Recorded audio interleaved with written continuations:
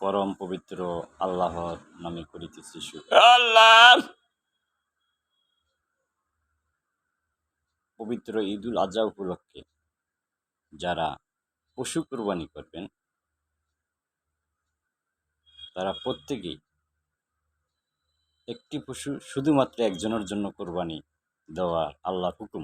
আল্লাহ একটি পশু 2 জন 3 জন 5 জন 7 জন একের অধিক নাম দেওয়ার কোনো বিধান নেই এবং আল্লাহ পাকের হুকুম নেই। আল্লাহ প্রত্যেকে তার সামর্থ্য অনুযায়ী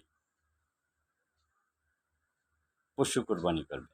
যার সামর্থ্য বেশি সে উট দিয়ে কোরবান দিতে পারবে, যার সামর্থ্য বেশি সে গরু মহিষ দিয়ে কোরবান দিতে পারবে,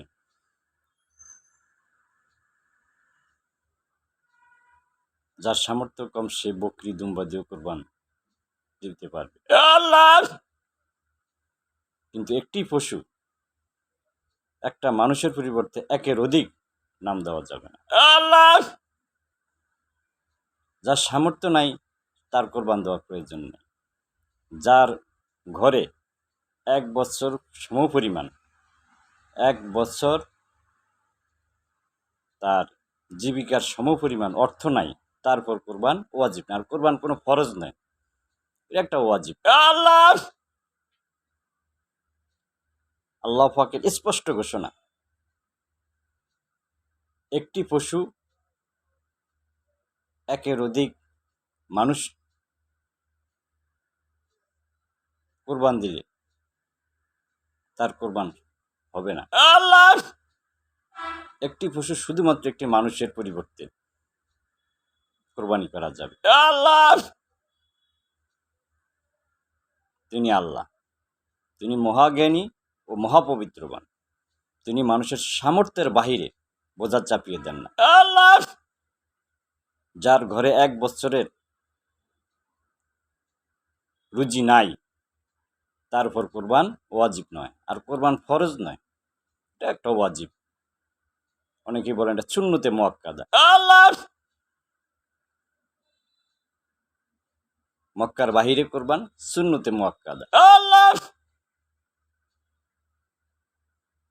তিনি আল্লাহ, তিনি মানুষের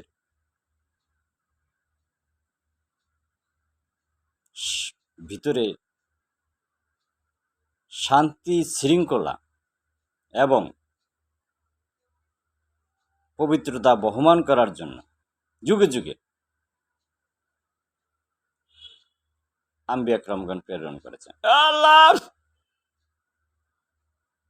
বাবা ইব্রাহিম আলাইহিস সালাম, দাউদ আলাইহিস সালাম, মুসা আলাইহিস সালাম, ঈসা আলাইহিস সালাম, মুহাম্মদ সাল্লাল্লাহু আলাইহি সাল্লাম এবং কামাল হাকুল আলাইহিস সালামের একই মত, কোরবান একটি পশু একের অধিক নাম দেওয়া যাবে না। আল্লাহ একটি পশু শুধু একটি মানুষের পরিবর্তে পশু কোরবানি করা যাবে। আল্লাহ